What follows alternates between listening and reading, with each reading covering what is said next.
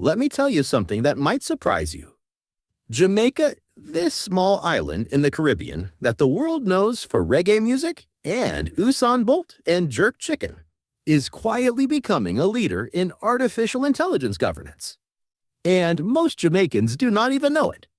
Jamaica is one of the first Caribbean countries to complete a full national AI readiness assessment with UNESCO.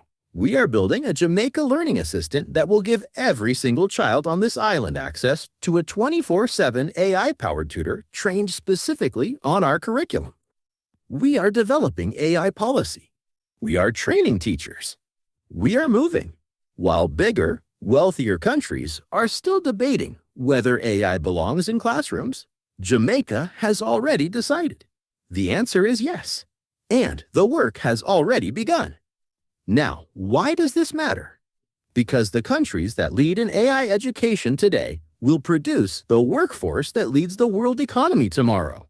The children who grow up understanding AI, not just using it, but understanding it, questioning it, building with it.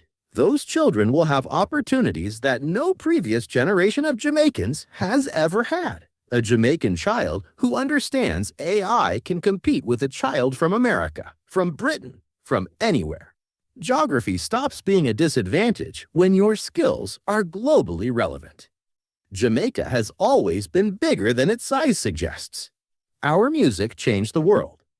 Our athletes redefined what was humanly possible.